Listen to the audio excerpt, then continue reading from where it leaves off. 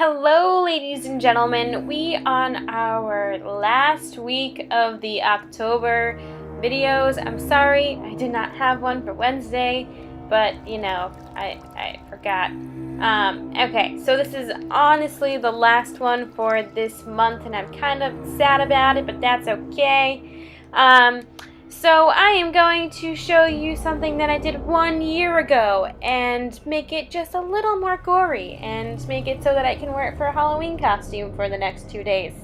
So yeah, let's get started on recreating the werewolf kind of scratched my neck kind of deal. First, you want to take any clothes that you don't want to get latex on or fake blood on because, well, you use the clothes all the time and latex and fake blood don't really come out. So take those off and honestly, just wear a tank top, because that's what I'm gonna do. Then pin back any hair that you don't want to get caught in latex, because I have a lot of hair. I'm just gonna, put it up, because, well, what else am I gonna do with it?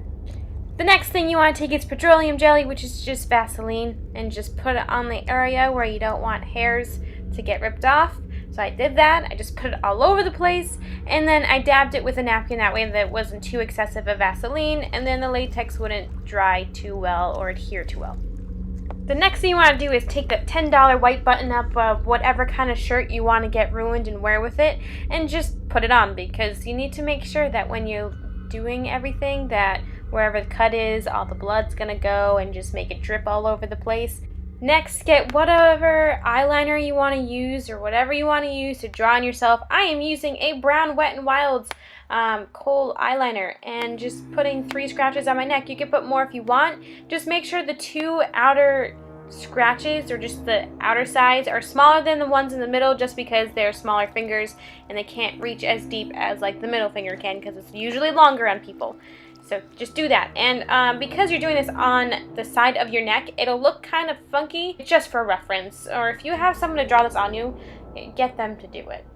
Same as usual, we're going to just put liquid latex into a cup. This is an old cup I had that already has dry latex in. Go ahead and use it.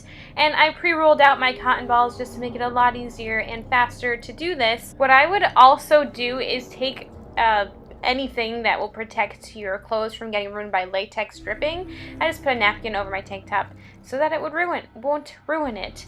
And just do that. And then after, what I started to do was I just put latex over each piece of the scar, just so that it would have a bottom layer, just so that when I put like the colors and the blood on it, it's already kind of there, and I could have it for the next 2 days. I won't have to redo it every single time.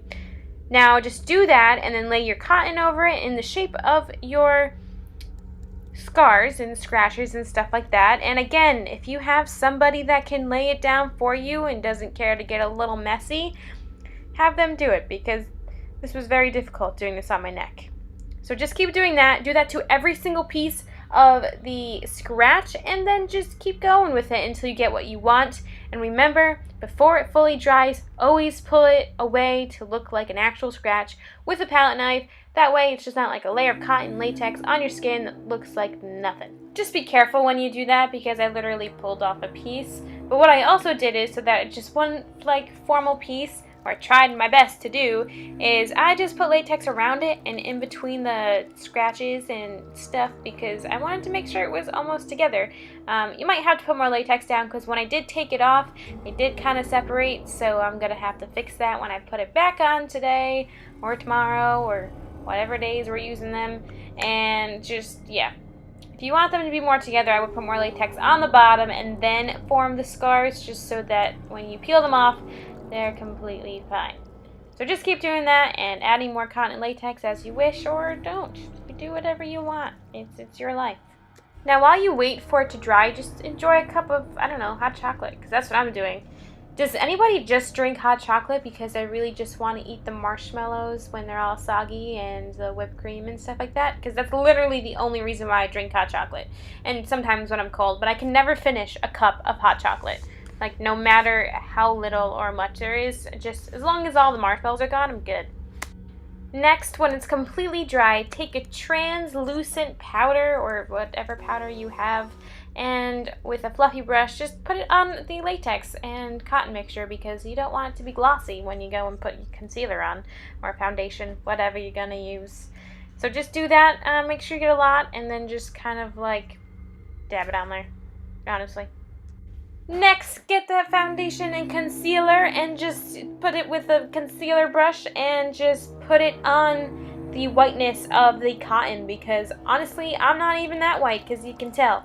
So just put it on there, make sure it's the same color as your skin, and blend it out so it looks like it's just your skin. Because I forgot I had this, use black cream paint to fill in the darkness of the scars. Now, you don't have to make it this dark if you don't want to, but I do, because literally my neck just got severed. Well, not severed, my head's not off, but it just got ruined. So I just want to make it look as gruesome as possible, and it's Halloween! You make things look disgusting. Just do it. It's a lot easier. I didn't completely fill it in just because I want to put other stuff in there, but I did it to make it look darker, and I put some on the edges of the scars as well, just for darkness of blood. The next thing I did was get those two lipsticks back and get like a deep reddish brownish one, and then like a red one, and just fill that in as well, and drag it on the scars as well for blood and stuff. And I would also drag it on the shirt as well, so just put the shirt back on like how you would have it, and drag it on there, and just start the grossness of the shirt as well.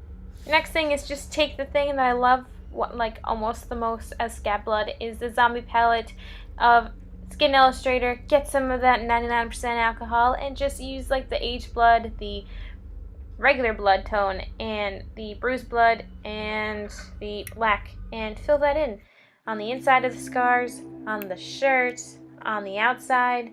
And like what I said before many times, if you want to dilute the color so it's not as harsh, just put more alcohol on the brush and put it on the spot, and I would dab it with your finger because it helps pick up the color for some reason.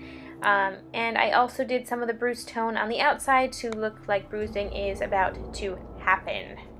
So the next part was a little fun, but it was a little messy. Just take a jug of blood or bottle of blood, whatever you have, and put it in a clear cup or whatever, and then take a brush, and I would prefer to use like a $3 brush or less. That is what I used, and literally drench it in blood and drag it on the scars, and like make it look like the blood is coming down from the scars, and just let it fall to make its own dripping pattern. But I would also just put a whole bunch on it and just put it and kind of lightly drag it onto the shirt as well, and just make a mess. The last final piece, which you could have done before or after the regular blood, the drippingness, is the Ben Nye scab blood, my favorite part, because it's so gooey and like non-movable, but also malleable and just amazing. So take that palette knife and do exactly what we've been doing every single time we use this, and just put it into the scar and drag it lightly on the scars. I wouldn't put it on the shirt just because it is very sticky. And just kind of gloop it in areas, especially at the bottom of the scars, and just add it there and just go crazy because this stuff is fun to play with. And that's it. It was just a fun thing to do, and I was so happy to redo it and add the shirt in and make that a mess, because that was amazing. Just basically just do that for Halloween, and just tell them you got hurt by a werewolf, because those are still a thing.